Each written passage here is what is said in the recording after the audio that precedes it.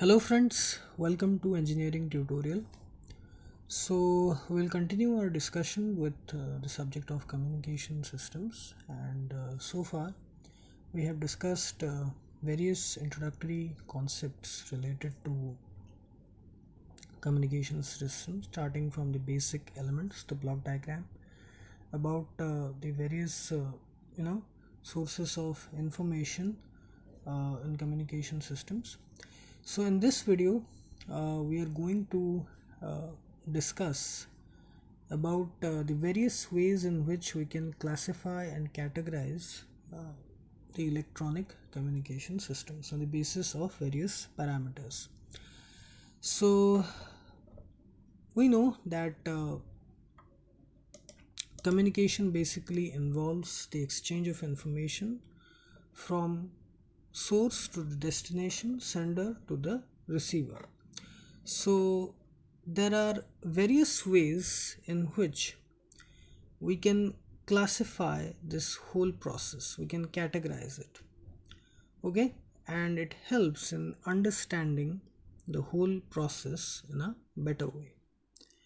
Okay, so the different ways in which we can classify the communication system, the electronic communication system, are in these ways. Okay, so there are three broad categories in which we can classify the whole process of communication. Okay, so first one is direction of communication. Okay, second one is the nature of signal, the nature of the information that is involved in the transmission, reception, and propagation. And the next one is technique of transmission, which basically involves modulation, or with or without modulation, or what type of modulation. Okay, so we'll be discussing each of these categories separately. In this video we are going to discuss about the direction of communication, how we can classify communication systems on the basis of the direction of communication. Okay, so on the basis of direction of communication, we can classify communication systems as simplex, half duplex, and full duplex communication systems. Okay, so I think we have also discussed it in computer networking and data communications also. So basically, what simplex, half duplex, and full duplex means: in simplex mode, the communication is unidirectional, in one direction. Okay, data flow or information flow happens in one direction only.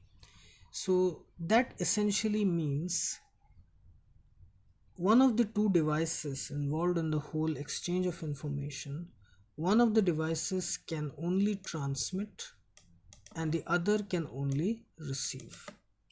Okay, the device that can transmit cannot receive information, and the device that receives information cannot transmit.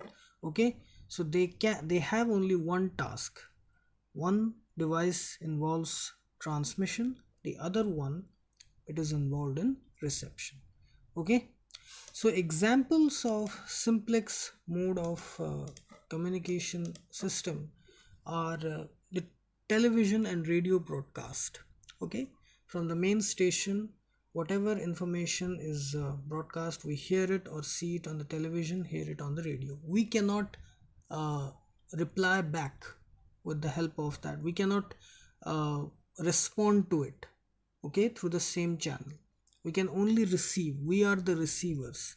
Okay, the television sets and the radio sets that we have, they are the receivers. The main station, the TV station or the radio station, that is the transmitter.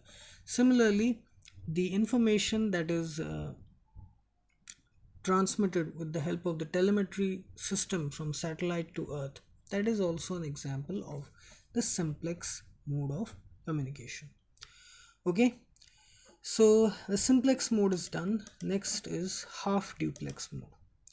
So the simplex mode can be represented as this: device 1, device 2.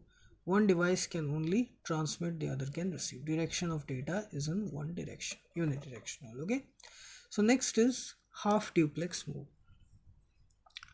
So in half duplex mode, uh, both the devices that are involved, they can transmit and receive, but they cannot do so at the same time simultaneously.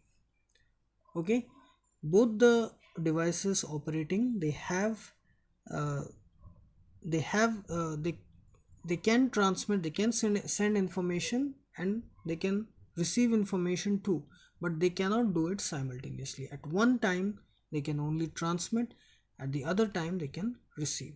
So when one transmits, one device transmits, the other one receives, and when the other one transmits, the uh, second one it receives. Simultaneously at the same time, both transmission and reception is not possible. Okay, so an example of this is walkie talkie.